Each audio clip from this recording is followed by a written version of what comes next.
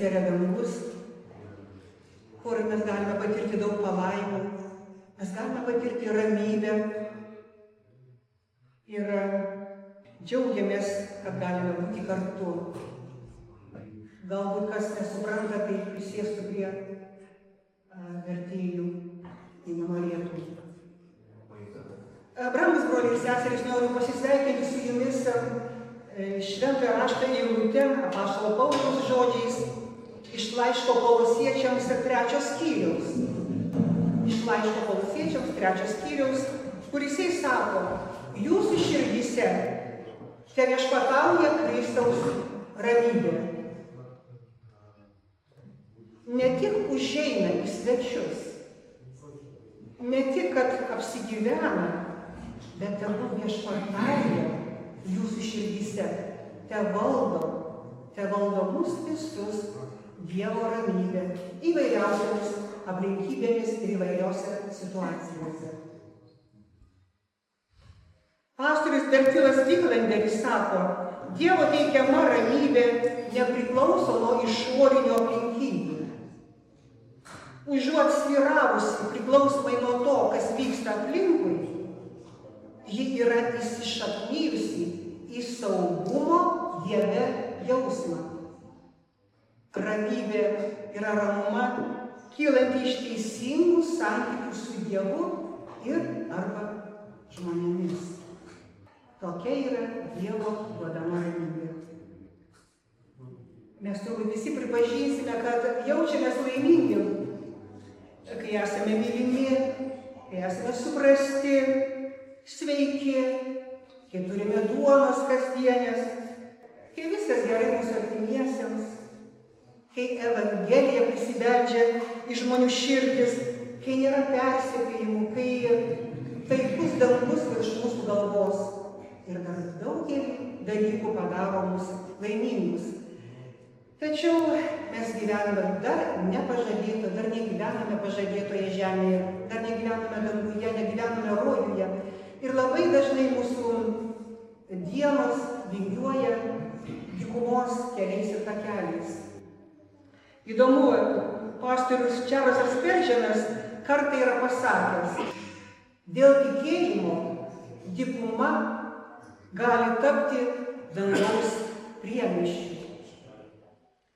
Kai aplankau mūsų senolius ar pasiligojusius vienišus, ar paskambinu tiems, kurie negali ateiti į pamaldas, ar palaikydama tuos, su kuriais susirašinėju žinutėmis ir laiškeliais, aš mėgstu parašyti neilgas padrąsinančias citatas.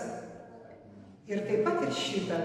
Dėl tikėjimo dykuma gali tapti dangaus priemiesčiu.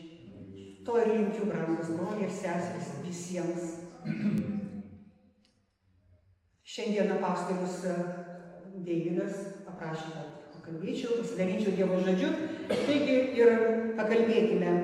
Džimas Hombergeris sako, mes laukiame išbandymų, kai šėtonas su savo parankiniais puls mus, persekios per valstybės institucijas, o jis pristatęs spąstų mums dabar. Visur. Ir laukdami šėtono galybės apsireiškimo, mes nepastebime, jog pakliūvame į jos spąstus vos ne kasdien.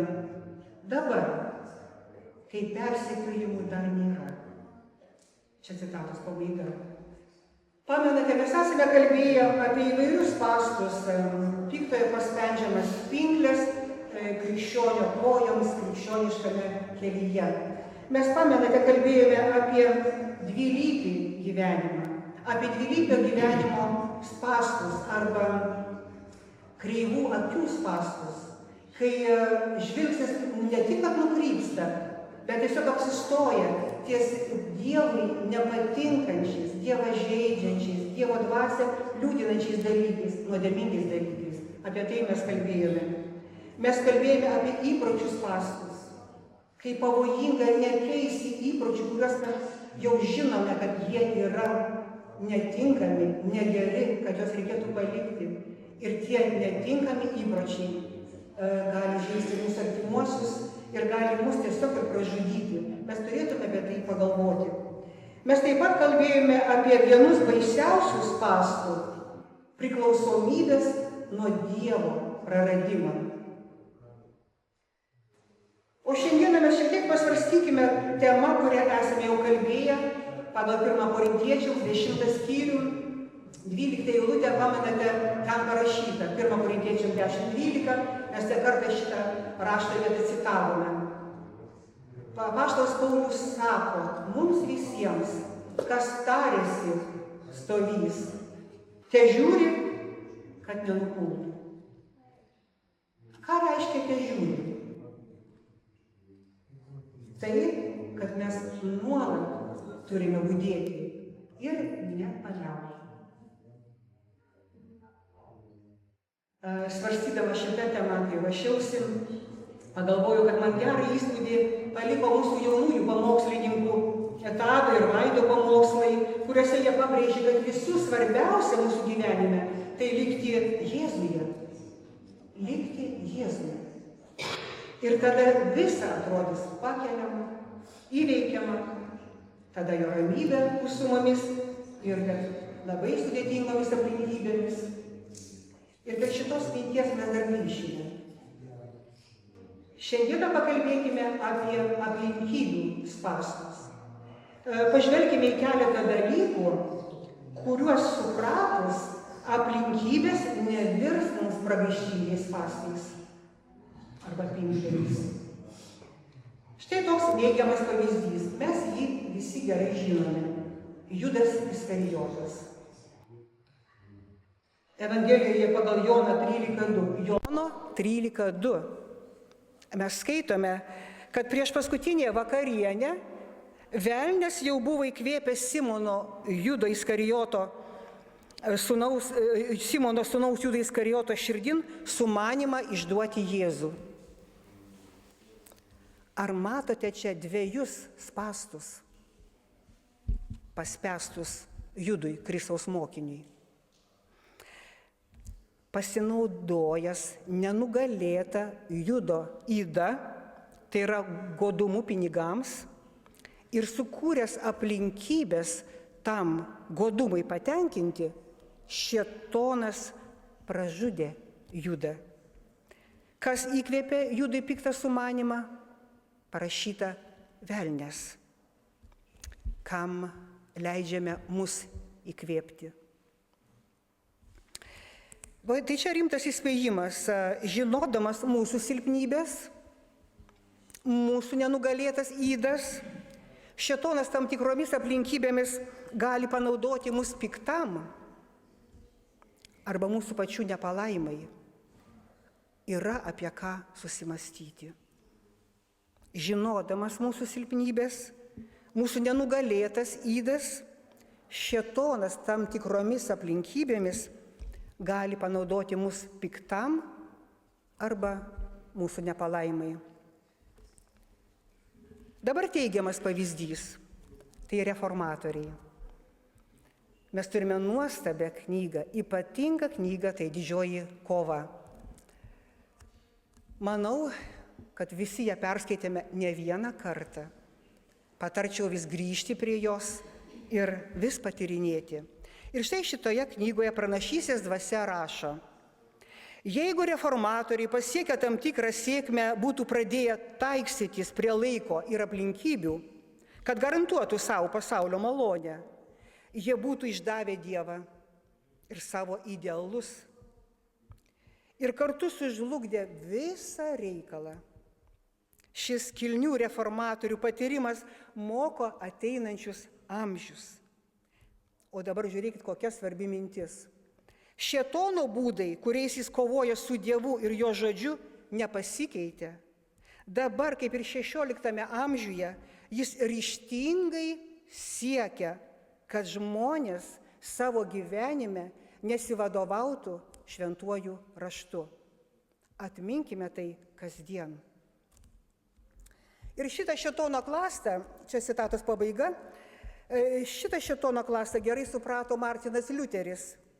Jisai norėdamas išvesti žmonės iš dvasinės tamsos, kalbėjo ir viešai, ir nedideliuose žmonių susibūrimuose leido traktatus, brošiūras, išvertė šventąjį raštą, Bibliją išvertė į suprantamą vokiečiams, vokiečių kalbą.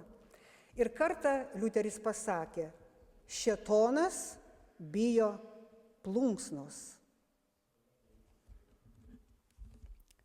Taigi ne aplinkybės valdė reformatorius, o jie naudojosi aplinkybėmis, kad išaukštintų Dievą, iškeltų Dievo žodžio šventojo rašto autoritetą, pasmerktų to meto valdančios bažnyčios paklydimus ir padėtų žmonėms rasti ramybę maloningo Dievo prieglobstyje.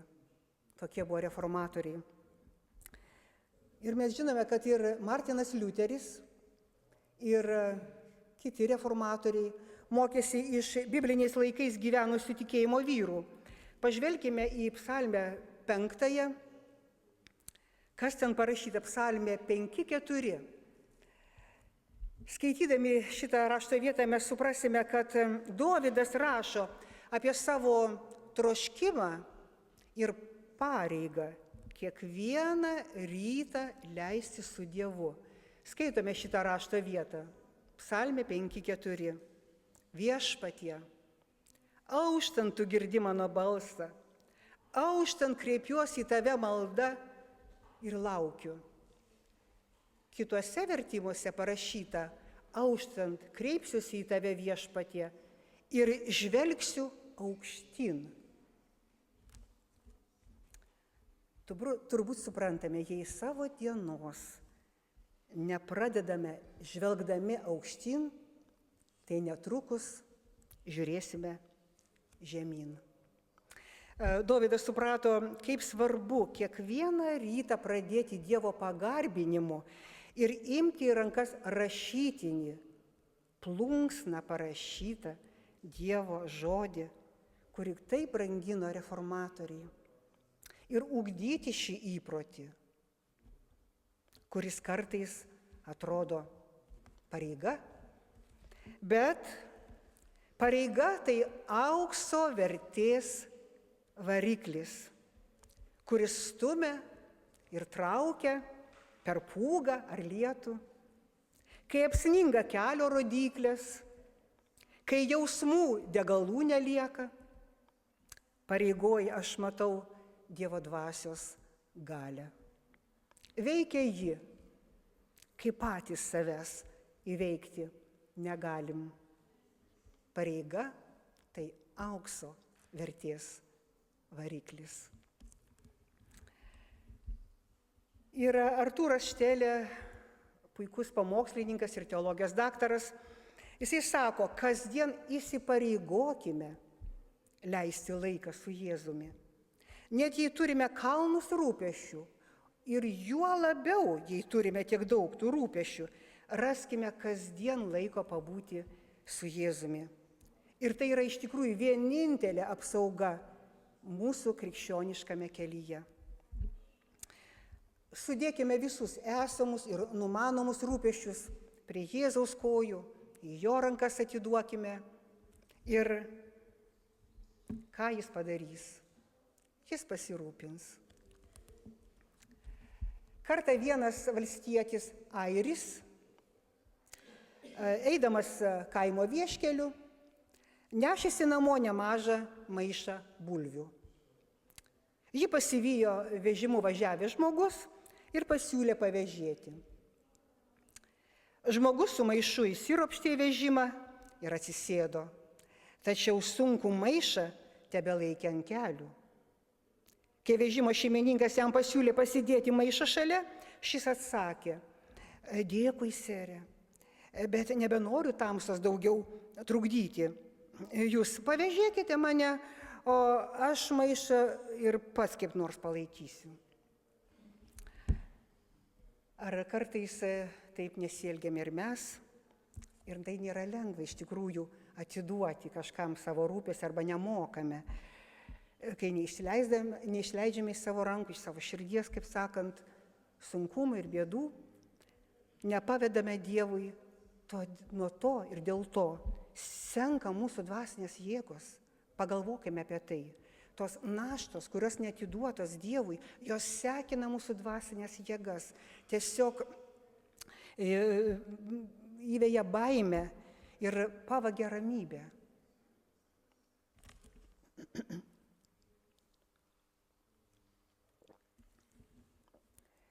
Paskaitykime, labai vertinga yra ištrauka Pranašystės dvasios apie pareigos ugdymą ir tinkamą aplinkybių panaudojimą.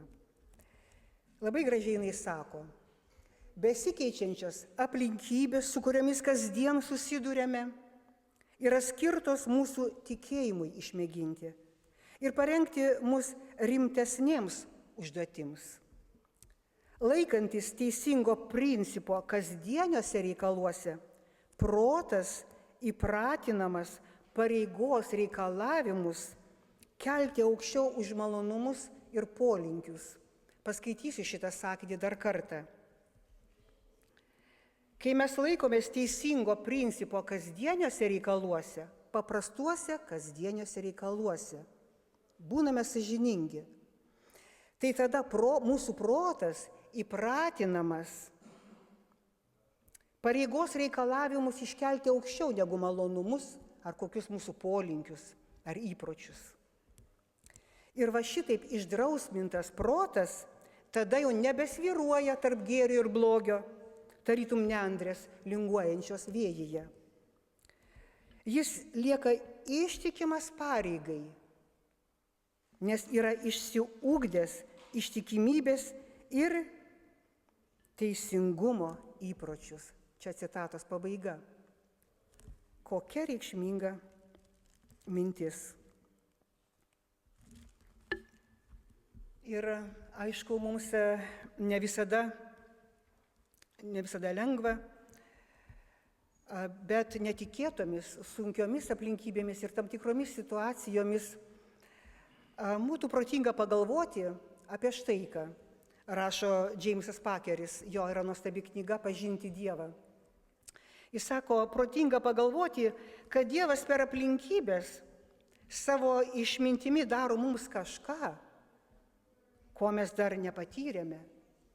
Ar esate apie tai pagalvoję? Tam tikromis aplinkybėmis Dievas daro kažką, ko mes dar nepatyrėme, todėl jis atitinkamai veikia. Gali būti, kad Dievas duodamas papildomų gyvenimo pratimų ir praktikos darbų nori sustiprinti mūsų kantrybę, suteikti humoro jausmą, gailestingumo, nuolankumo ir romumo, kad sunkumai šias savybės augintų. Galbūt Viešpats nori mus išmokyti nepasitikėti savimi, išmokyti atsižadėti. Gal jis nori palaužti mūsų nusiraminimą arba atitrūkimą nuo tikrovės, arba užslėptas išdidumo ir pasipūtimo išraiškas. Gali būti, kad Dievo tikslas per tam tikras aplinkybės yra paprasčiausiai priartinti prie savęs, kad mes sąmoningai bendrautume su juo.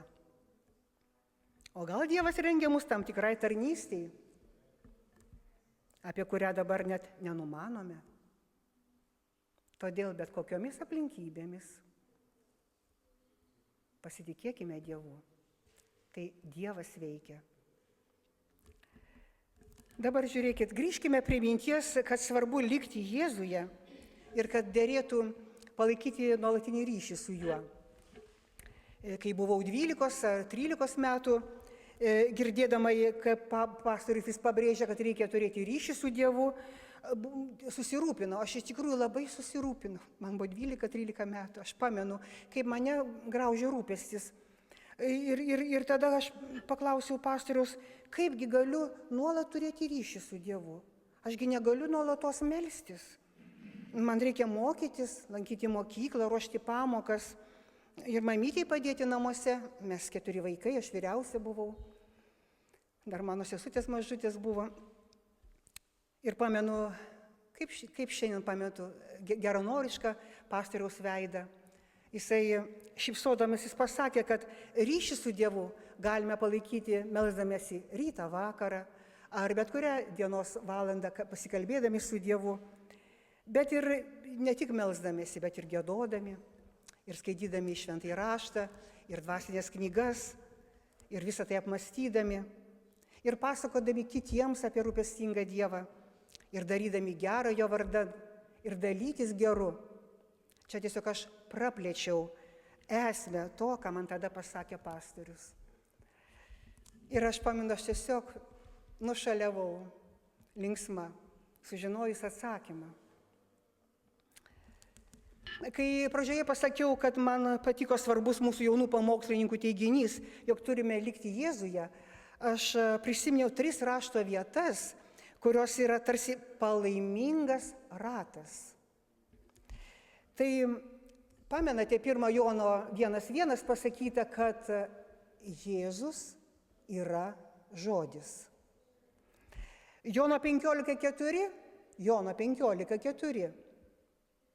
Jėzus pasakė, pasilikite manyje, tai ir aš jumyse pasiliksiu. Ir paskutinė rašto vieta, galite perskaityti, tai 1 Jono 2:24. Ji buvo šiandieną skaityta jau, įgarsinta. Aš perteiksiu jos esmę, santrauką. Jono 2:24. Mes pasiliekame Jėzuje, jeigu jo žodžiai, jo žodis pasilieka mumyse. Taigi, čia gali išsirutuliuoti dar viena tema, ką galėtų reikšti jo žodžiai mumyse praktinėme gyvenime, bet dabar ties to neapsistosime. Tačiau štai šitų svarstymų kontekste likime su apaštalo Jono mintimi, kad mes pasiliekame Jėzuje tuo atveju ir tik tada, kai jo žodžiai, jo žodis pasilieka mumyse. Ir tai yra didžiulė apsauga. Ta, ką mes nešiojamės savyje, visada yra su mumis. Jau niekas neatims. Ir Viešpats per pranašystės dvasią mus padrąsina taip. Aplinkybės gali išskirti draugus. Neramus bekraštis jūros vandenys gali banguoti tarp bičiulių ir mūsų, bet nėra aplinkybių, nėra atstumo, kuris galėtų atskirti mus nuo išgelbėtojo Jėzaus. Kad ir kur būtume, jis yra mūsų dešinėje, kad palaikytų, paremtų, sustiprintų ir pradžiugintų. Tokie viltingi žodžiai ir jie išplaukia iš viso šventojo rašto, iš visų istorijų, kurios yra aprašytos šventajame rašte, visa, kas nutikė Dievo tautai. Tai šventoji dvasia paragino Elena White štai parašyti tokius nuostabius žodžius, gydančius žodžius, kad ir kur būtume, jis yra mūsų dešinėje, kad palaikytų, paremtų, sustiprintų ir pradžiugintų.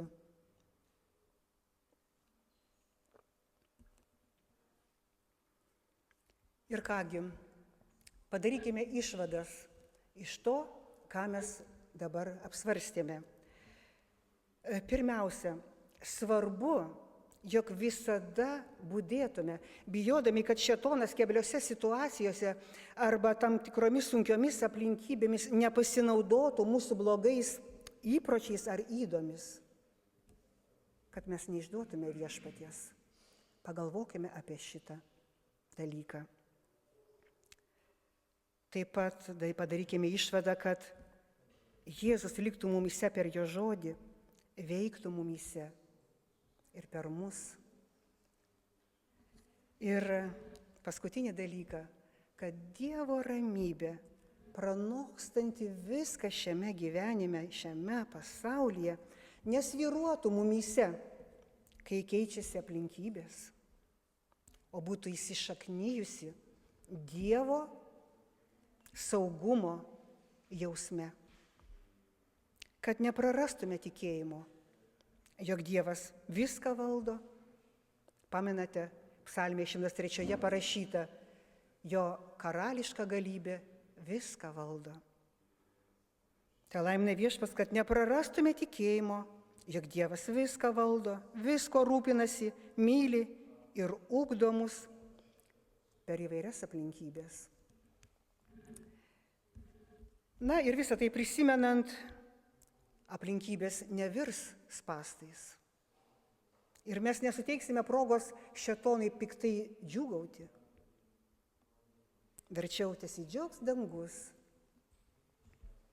kai liekame ištikimi Dievui, net smulkmenose, kai garbiname jį kasdien visą kuo, pradedant nuo savo minčių, žodžių, savo elgsenos, visų savo gyvenimo. Tegul verčiau džiaugsis dangus, o nepiktai džiūgaus šėtonas. Garbė Viešpačiui už jo begalinę meilę ir jo kantrybę, ir už aplinkybės, kurias siunčia. Aplinkybės nevirs spąstais. Jeigu Jėzus bus mumyse, jeigu išsaugosim jo ramybę, jeigu pamastysime, dėl ko Viešpats tai daro, ir kad Dievas daro viską, daro tik tai mūsų labui. Garbė Dievui už viską. Amen.